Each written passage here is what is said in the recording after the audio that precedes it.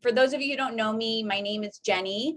I am the co-chair of the YLC. I'm a BRCA1 mutation carrier, and it is my greatest honor to be here with my own doctor today, Dr. Jaime Knopman, who I'm very excited to introduce briefly before we kick it off into a discussion today. We just want this to be as casual and free-flowing of a conversation. Dr. Knopman is here to answer any questions that everyone might have, and as you will soon hear, she is a foremost expert. So Dr. Jaime Knopman is a board certified reproductive endocrinologist with years of experience in IVF treatment, IUI treatment, PCOS, gestational surrogacy, and many other areas. She is the Director of Fertility Preservation at CCRM Fertility of New York. And after graduating summa cum laude from the University of Pennsylvania, Dr. Knopman received her medical degree from Mount Sinai, where she was elected to the AOA Honor Society. She's received numerous awards, including the Robert F. Porges Award for Graduating Honor Resident, and has published several papers on the topic of fertility preservation, specifically egg freezing for cancer patients. She also serves as the medicine director of the Chick Mission, which is a really wonderful nonprofit organization dedicated to supporting female cancer patients with a focus on fertility challenges as a result of chemo, surgery, radiation, and drug treatment.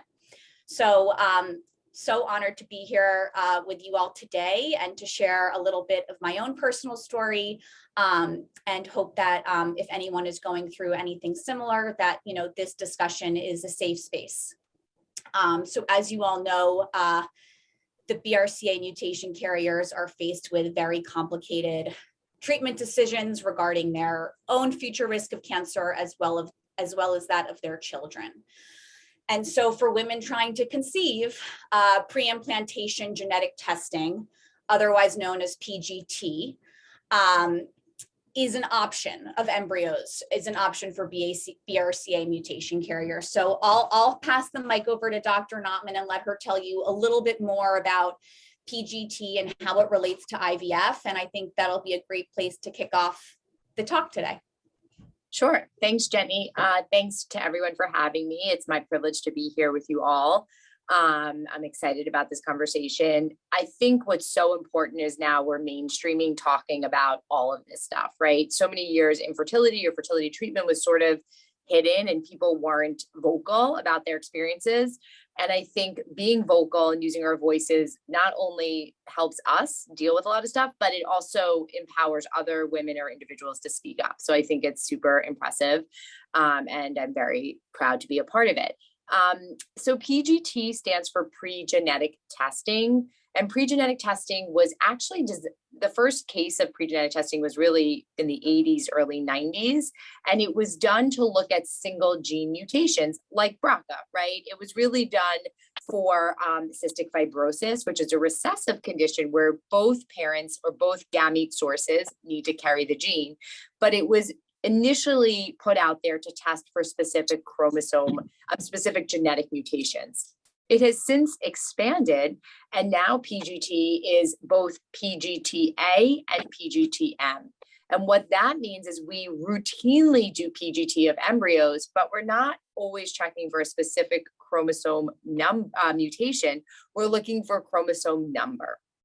So every patient that I treat here in my practice does PGT, but every patient does PGT-A, looking to make sure the embryo has the right number of chromosomes, because that is generally why embryos either don't implant or why women miscarry. We also do PGT-M when there is a specific genetic mutation that we're trying to rule out in the next generation or remove from the next generation. And BRCA is one that we see a lot, right? Because BRCA is a dominant condition. So if somebody carries it, there's a 50% chance they'll pass it along.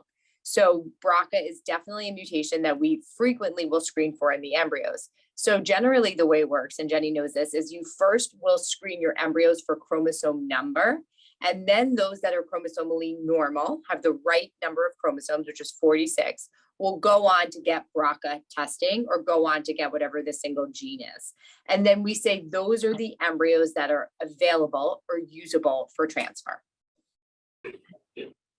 And can you tell us, I've heard you use the term embryos. What does that mean in comparison to egg freezing versus embryo freezing? That's a great question. So the umbrella term is called fertility preservation. It's basically, I walk in, I want to freeze something, right? You can freeze eggs, you can freeze embryos, you can freeze sperm. We generally don't freeze sperm because there's very few conditions or few situations where we're super nervous about the sperm quality quantity. If a guy is diagnosed with cancer and is going to receive chemotherapy, most definitely we will. But I always say fertility is not fair to women. It's fair to men, not so much to women. So we're not freezing sperm on the daily, right? Because men are aging, which we are with eggs. So then we go to our fertility preservation umbrella, and you can do egg freezing or you can do embryo freezing. When you freeze eggs, you do not know the health of the eggs. You won't know if the egg has the right chromosome, if it carries the BRCA gene. You won't really know much because eggs can't be genetically tested. So you come in at age 30 and you say, I want to freeze my eggs. And I say, great. It looks like you're going to get 15 eggs. We do an egg retrieval, we get 15 eggs, and we are able to freeze 13. We're not freezing based on the quality of those eggs. We're freezing based on have those eggs reached the stage of maturity that they need to reach. And that's it. That's all we know. With that being said, for women who do not have partners, 99% of the time, we're freezing eggs, right? Very rarely are we saying, let's make an embryo with donor sperm, because once the egg is fertilized with sperm, we can't unfertilize it. So egg freezing is what we do for women who are not in a partnered relationship or not in a place that they want to commit their eggs to a sperm source. For those who have a partner or want to commit their eggs to a sperm source, we'll do embryo freezing. And embryo freezing is advantageous because you can test the embryo for the chromosome number. So you have real up-to-date data on, okay, I got 15 eggs. 13 of my eggs reached the mature stage. At the end of the day, I have 2 embryos. I would not say that one is better than the other. And that's like a big misnomer. It's about data. Do you want data today in 2023? Or are you okay not getting your data till 2026? Mm-hmm. The downside of holding off until 2026 is then you're 3 years older, right? And then when you undergo IVF or embryo freezing, your quality will have declined because you'll have been older. So you can't make a decision or you can't dial back the clock. But you will most certainly you'll get in a good clinic, you're not decreasing your chances by freezing your eggs. Mm-hmm. Okay. That's good to know. And can you tell us a little bit, because I think this is a misconception as well, what is the success rate of implantation with IVF in comparison to the old-fashioned way? I mean, I was so surprised the drop-off from the amount of eggs to the amount of viable embryos and then to the amount of non-BRCA embryos. And I think it's crazy. I think it's so hard to conceptualize. Like, it's so funny because people will be like, oh, I froze 19 eggs. I have 19 babies. I'm like, no. And it's not because I'm here to rain on your parade, but I want you to get real data. And if you walk away thinking you have 19 babies, that is not accurate. The drop off is very steep. And the drop off gets steeper the older you get. So if you get 10 eggs at 26, those 10 eggs are going to buy you a lot more than if you get 10 eggs at 36, right? I always say, think about like a lottery ticket. When you buy that egg or that lottery ticket at 26, it's like somebody whispered in your ear and told you the first 3 numbers. So you have so much of a better chance of winning rather than when you're 36 and you're like, I don't know, I'm just, using my mom's birthday or whatever it is, So the point is that your data, you get more for your egg as you're younger. So if I do egg freezing at age 30, for my 10 eggs, I should get 1 or 2 good embryos. Those 1 or 2 good embryos can carry up to a 70% pregnancy rate, right? So definitely very high, not 100%, but definitely high. But if I freeze those same 10 eggs at 40, I would probably have about a 20% chance of one of those eggs being a viable embryo. So it's just about age because time is going to degrade your quality. So that's why when you're older, we're like, hey, we want more and more eggs frozen because we need more and more chances for success. Mm-hmm. Someone popped a question in the chat, which is a good question. How many eggs per child should we target, given that basically half will 50% chance of inheriting a BRCA mutation? So if you're freezing for BRCA, if you come in and you're 25 years old and you're here because you're a BRCA carrier, I'm going to try and get you into the high 20s, even like low 30s of eggs, because I know that the problem is, if you, let's just assume that BRCA is 50%, which it is, you don't know, are you going to get an abnormal embryo and that's not going to carry BRCA? And then a normal embryo is going to carry BRCA, right? So you're not sure the way that's going to play out.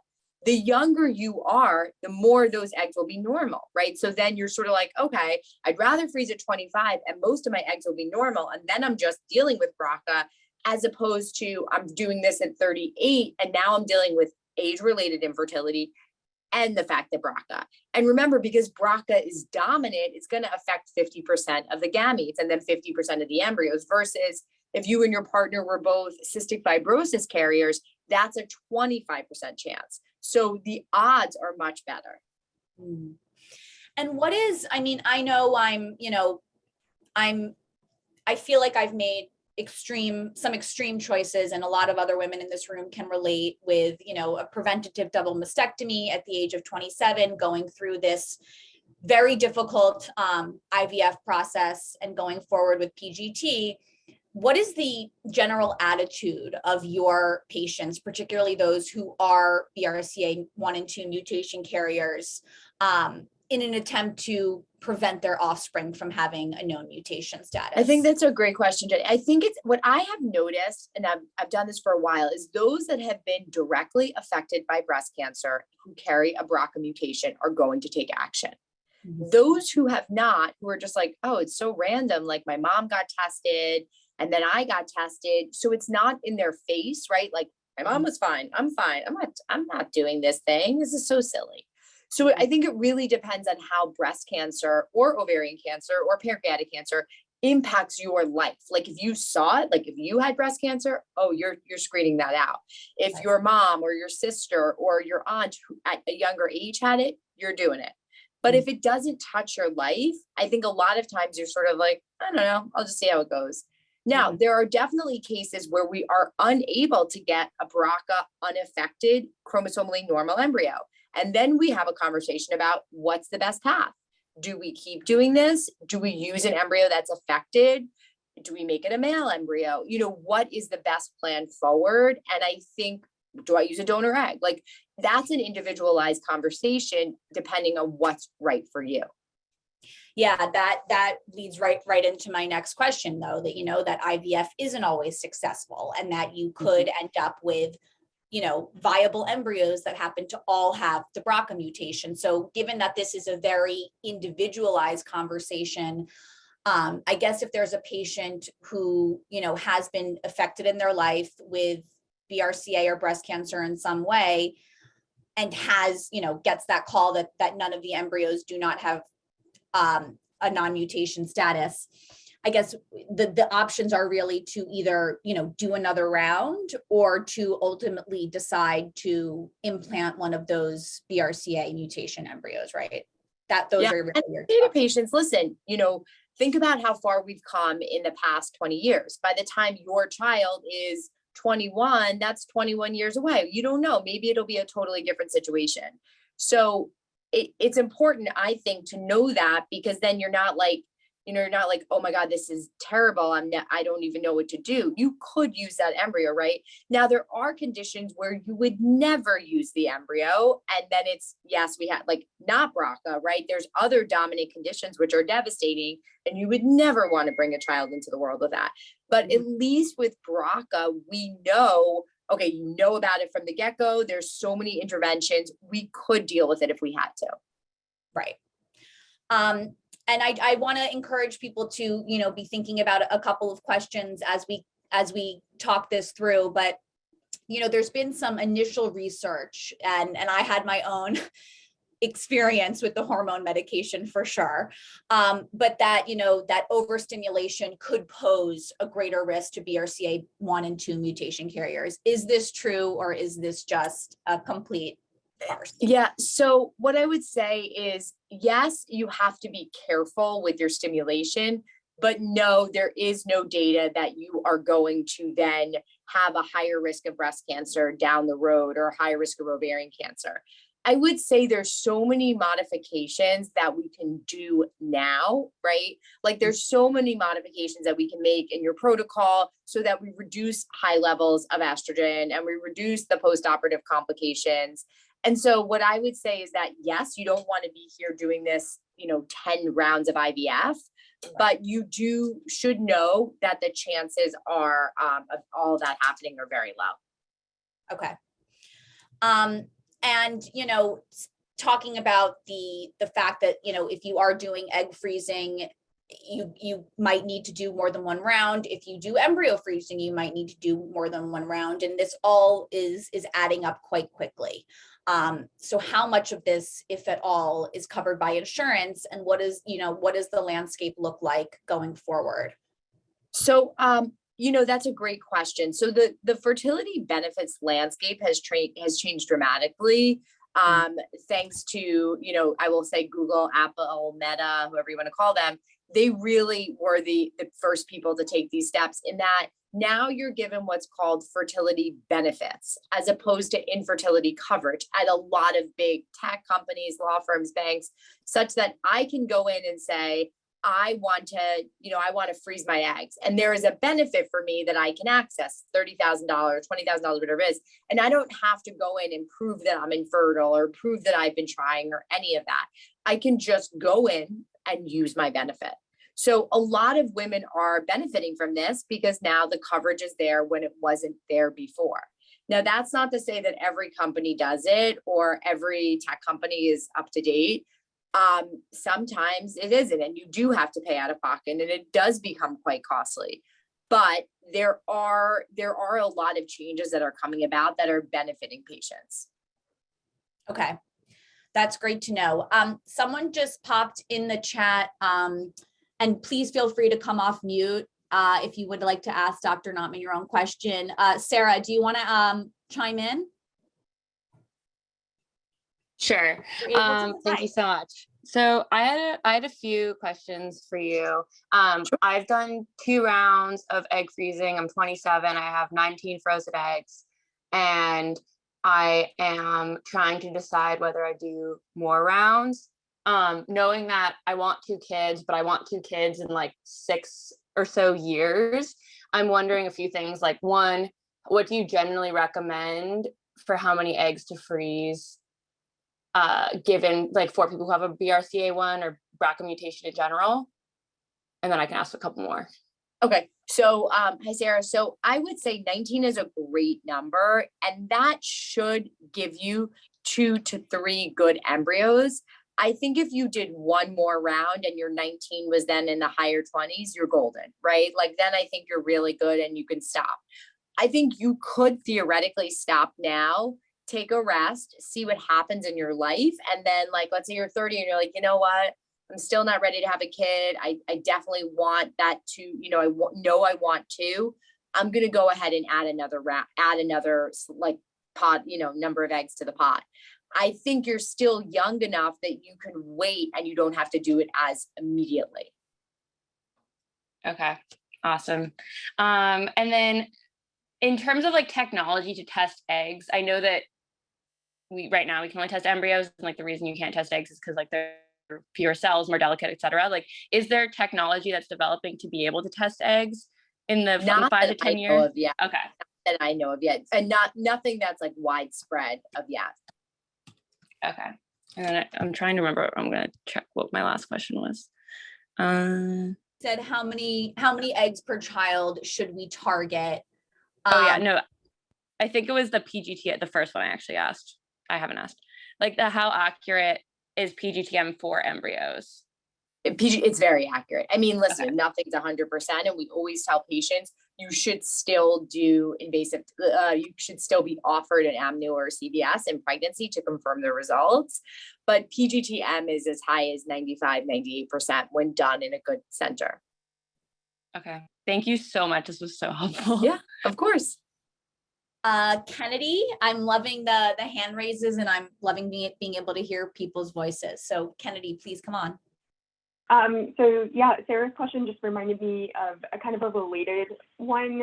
So I have the BRCA mutation and my partner also has another genetic mutation. So like Dr. Knopman, like you were mentioning, like couples that might have multiple kind of scenarios going on. So I just wanted to see if there's like a recommendation in terms of number of eggs produced for a circumstance where like both partners might have hereditary conditions, or similarly embryos, if there's like a target. Do you both have dominant conditions? Yeah. Wow. So you're going to need to get, I mean, that number is pretty high. I would say probably what's best for you guys, if you are a couple who's planning to have children together, is you don't freeze eggs, you freeze embryos, right? Because you really want to know what's there. It's almost like an innumerable number of eggs that you would need to get to feel comfortable. So I would say you're probably best served by doing embryos and seeing how the embryos play out. Okay, sounds good. And then just kind of from there, consulting with our doctor to see like how many rounds we might need to go through based on that, right? Yeah. Yes. Okay. And then second question was just, I don't know if you have any insights into like the advocacy landscape just around coverage and fertility. I was just curious, like if there's anything for this group like that we could know about or like to get involved in, if that was something we were passionate about in terms of expanding coverage for these sorts of services. I would look, so Chick Mission is the organization Jenny referenced. It's an organization that provides grants to women who are diagnosed with cancer, who want to freeze their eggs ahead of treatment. So what the sort of the motto, or I don't want to say I guess the ethos of the organization has transformed to just helping treatment to actually now advocacy work. Amanda, who's I guess you'd call her the CEO, is really, really working her butt off to go to different states to change the laws. So she is always looking for people that want to come join her. And I think definitely like people who carry genetic mutations, there's no reason they shouldn't be offered this either, right? It has always been that we've tried to lay the groundwork for those with cancer, but it would be the same thing for someone with genetic mutation. Thank you. Thank you, Kennedy. I saw two people put questions in the chat, Julia and Abby. So Abby, should we go in order? Julia, can you come off?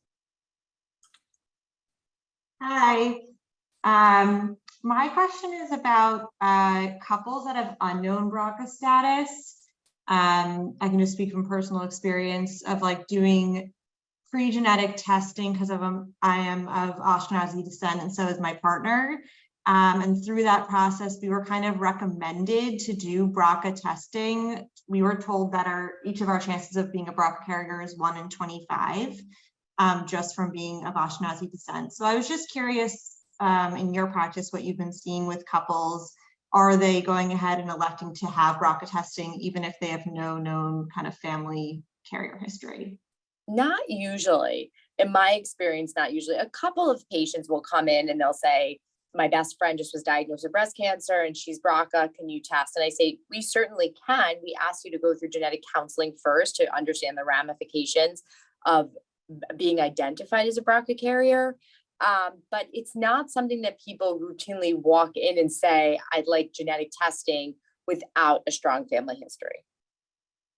Okay, helpful. Thank you. Definitely carrier screening, right? Like Ashkenazi, so it used to be called the Ashkenazi panel, actually, like when I was getting pregnant a million years ago, but now it's just the genetic screening panel and everyone gets it. It's not just that we're offering genetic screening to patients who are of Ashkenazi descent, it's that we're offering genetic carrier testing to everyone.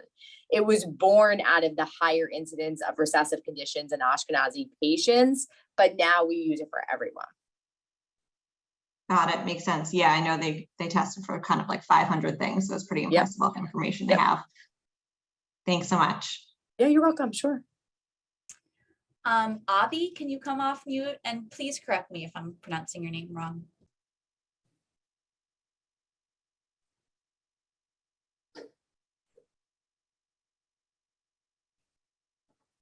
Can't come off mute. Okay, I will ask for you. In a crowded room. Okay. How long does the egg retrieval process take for one round, and what can you expect? So the egg retrieval process is much shorter than most people think it's going to be. I always say like Google is great, Instagram, social media, but it's bad because sometimes people disseminate information that's inaccurate. So for most young women, like women in their 20s, early 30s who are doing this to preserve their fertility, the shots, the medications are going to last about 9 to 11 days. The eggs come out 35 hours after the last shot, and then you're done. Right. And then you're done until we find out how many we have and if we need to do it again. But it's a pretty short process for doing the stimulation and getting the eggs out. Okay. And I now feel silly because it's Abby. Okay, Abby, second question. If that didn't answer your question enough, let us know. Can you keep an IUD in place to do egg retrieval, or does that need to be removed?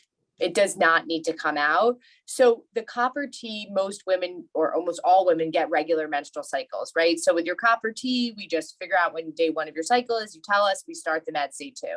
For those who may have a Mirena, a Kylena, where you're not getting regular periods, we still can keep the Mirena in or the IUD in.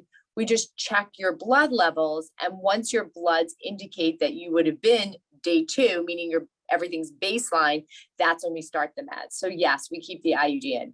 The only time I have ever taken the IUD out is in cases of very low egg quantity that I'm trying to say, well, is there any world where the IUD is suppressing the ovaries like the pill would? So let me see what I get by pulling it out.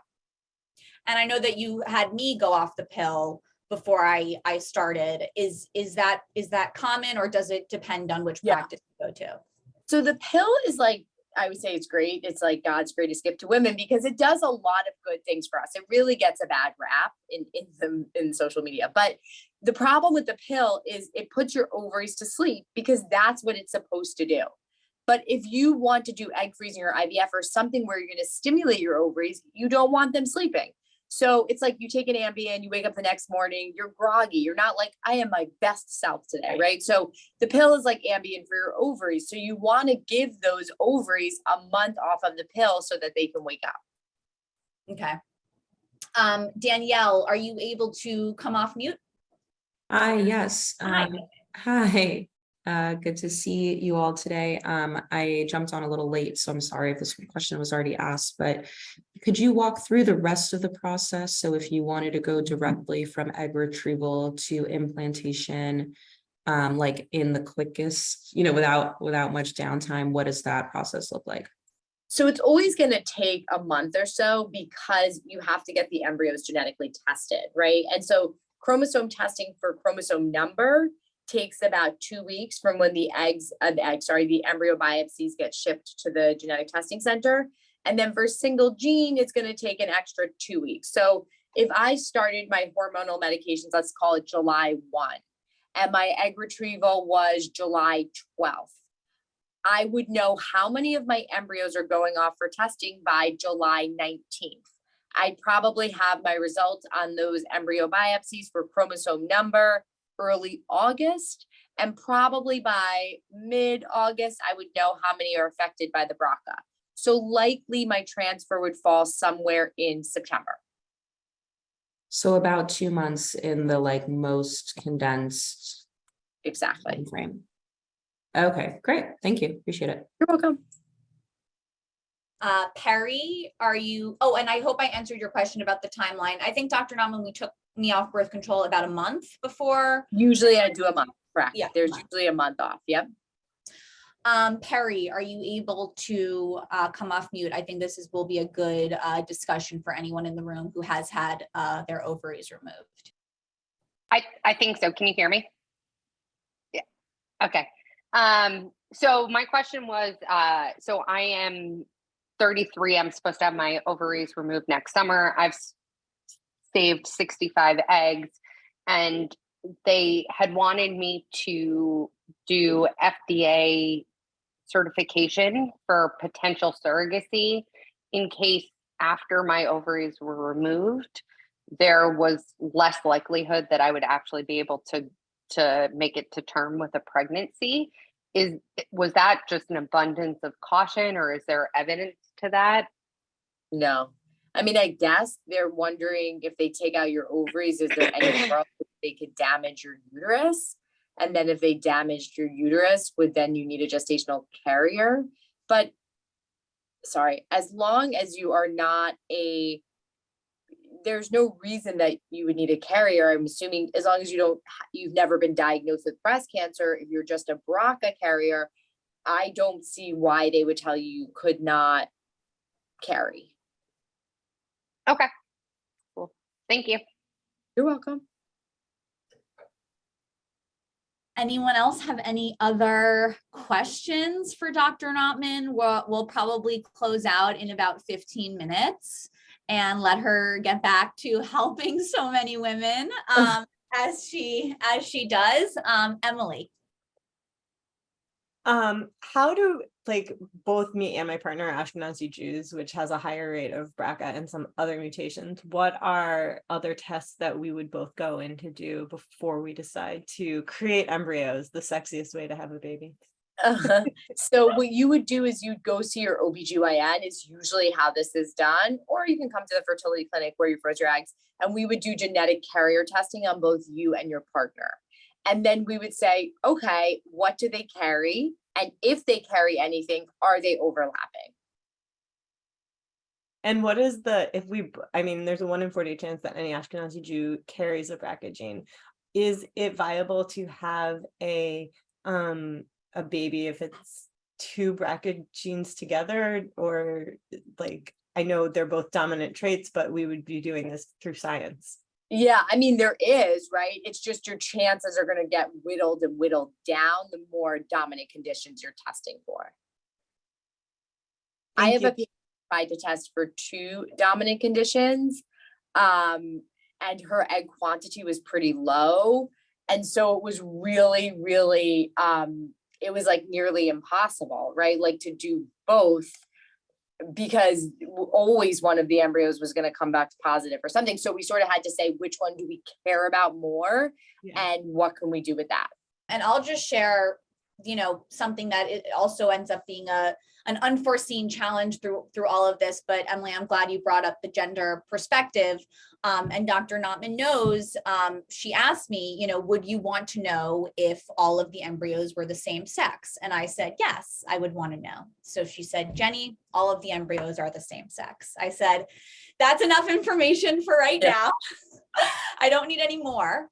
But, in my head, I'm thinking a lot too, I don't know whether they're male or female, and I'm not ready to know, but I do often think about that. If I did want a male, and my only option were the BRCA positive embryos that happened to be male, would I go through the thought process of implanting one of those embryos in an attempt to have a male? And so, there's each step of the way as a BRCA mutation carrier, there are these, unforeseen kind of things that come on your plate. And, Emily, plus they could be trans. That's very true. And it really doesn't matter. And obviously it's great that they're all healthy, but it does, it can be information overload at times. Yeah. Yeah, no, I think that's true. I think sometimes I struggle with it too. I'm when early in my career, I didn't ask people if they wanted to know the gender, if it was all the same. And I had a patient who had a baby and came back and she was like, oh, now I want the opposite gender. And I was like, oh, you don't have that. And she was so upset with me for not sharing it. And I was like, oh, but you didn't want to know the gender. And then I realized maybe I should have, I was like, should I have said it? She said she didn't want to know the gender. So I didn't say anything. And she got over it, but she was like, I just wish I would have known. And I was like, okay, noted. I just figured if you didn't want to know it, you didn't want to know it. But yeah. And it is individual for everyone. Sarah had another question. Does genetic carrier testing for men this is actually a good question, tend to get covered by insurance if no known history of genetic mutation exists in the family? So your carrier testing would get covered, right? Because you're coming in as a couple trying to conceive. So that would get tested. I guess theoretically, if you went to just get BRCA testing as a guy with no family history, I'm not sure if your insurance would cover it. That's a good question. I don't know. My joy in life is doing what we call peer-to-peers, where I get to argue with the insurance company. It's like, so I'm like, you know what? I need to do a peer-to-peer. I have a lot of just like, oh, so therapeutic. I'm Like glad going that you can do that. I'm like, yeah, I will do that. I will fight with them. It's ridiculous. I mean, they're always trying to think of ways to not cover something, which makes no sense. Can I ask a follow-up question on that? Like, to get carrier testing, do you have to like go in and say you're trying to conceive now to get it covered, even if? No, Okay. you can go in and be like, hey, I just want to see what, I want to do genetic testing. What your OBGYN might say to you is, hey, Sarah, the panel is going to change a lot of times between now and when you're ready. So you may not want to do it. And you may say, yeah, I'm sure it will, but I'd rather just know what I need to know now. Awesome. Okay. Thank you. Danielle. Similarly about the coverage question, I have my benefits open right now for my company. And I'm looking,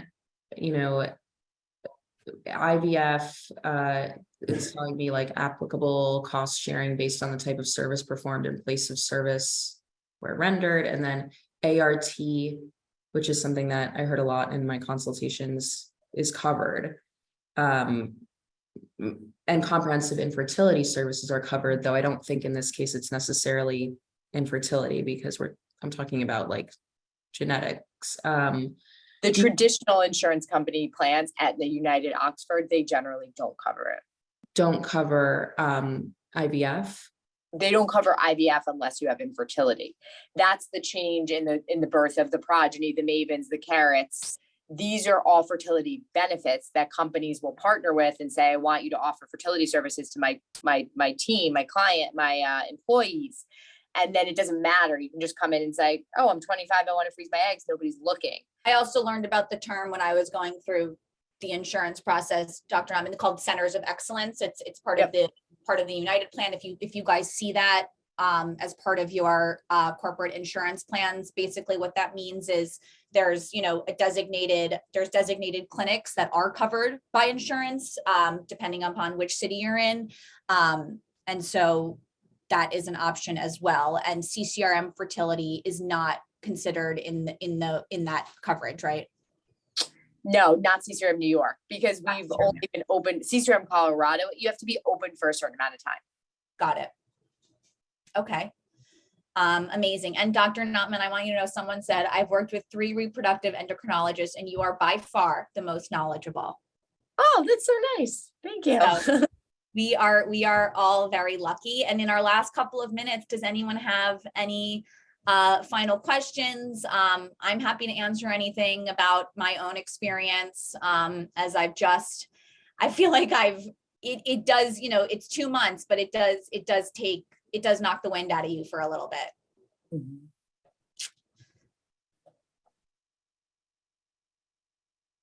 Jenny, I was wondering if maybe you could share a little bit just like about the emotional side of it, if you're willing, just like what that was like for you and how you kind of navigated whatever might have come up for you and what that process was like. Yeah.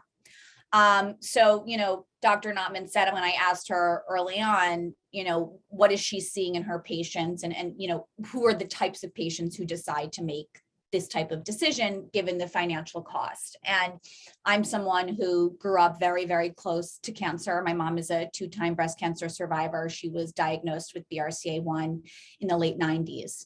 And so I always kind of had this looming over my head, and I watched her be very, very sick, not once, but twice.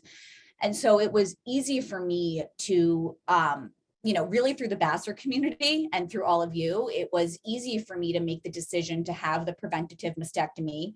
I got married last September and have been with my partner for almost 10 years. And so, that's also very fortunate. I'm fortunate to have a partner because we were able to create these embryos. And, ultimately we decided that I did want to go through with the testing because it felt very empowering to me to be able to remove this from the next generation, something that has affected my family, my immediate family, my mom so greatly. It felt like I was taking a little bit of my power back by removing this gene, but I also could totally see and understand a world in which we've all been through enough. Let's just try the old-fashioned way and let's see what we get. I mean, I'm here and I'm BRCA1 positive, and that wouldn't have happened if my mom did go through this. But I think that, it's such an individual choice. It's such an expense. And so there's a lot to think about. And, in terms of the actual hormones and the actual stimulants, it's hard. And I know, some women, I spoke to some women before who said, oh, it was nothing. It was really easy. It really didn't affect my life. But for me personally, it was very difficult. I was very up and down on the stimulants. It was a hard 3 weeks for me. There were fights, several more fights than usual in my house. And it does take some time to kind of come off and resettle. And you just have to be really patient and kind to your body and know that there is an end to this. But when you're in it, it's not fun. It's not fun. And I if anyone else has gone through it, they can certainly relate and understand. But I just kept thinking about why I'm doing this. And my mom is the reason for that. I talk to women and couples all day long, and sometimes women will come in removing BRCA. They'll be like, I can't believe I'm here and I'm freezing my eggs. Like, how did I get here? I should have met someone. And I'm like, remove that from the narrative. Yeah. I'm like, you're a badass. You're going to do this. You're taking your own fertility into your hands, and stop saying what could have been, what should have been, because that whole picture is not there anymore. So whatever it is, be kind to yourself. Say I'm I should preach more when I practice, but be proud of all the stuff that you can accomplish and that you made a priority for yourself. So I think, yes, it is hard because you're going to be like, oh, I feel like crap. I'm so bloated. My skin looks gross. I can't run. And that sucks. But I'm like, let's find something that you can do that is going to get you through this, 2-week window, month window, whatever it is, and be proud of all that we accomplished. This is my first step before I did a double mastectomy, before I removed my fallopian tube. So this was the easy decision because it was preparing for the later things. Did anyone have any other last minute questions? This was such an awesome way to spend coffee hour today. And also, I want you all to know, I'll put my email in the chat, so feel free to reach out to me. I can always happy to share more. And Dr. Knopman knows that I totally, on Emily, on the waiting, that's what that would be one of my big takeaways, is that it's okay to put some buffer time if you do have to do more than one round, because it is a lot on the body, and just give yourself some time. I just popped my email in the chat, and again, super, super grateful to Dr. Knopman, to Carolyn Brown at the Bassler Center for making this chat happen, and grateful for all of you. I mean, without this community, it's very hard to find people who can relate. And so just hope you're all having a great summer. And thank you for making the time for this chat. Most importantly, thank you, Dr. Knopman.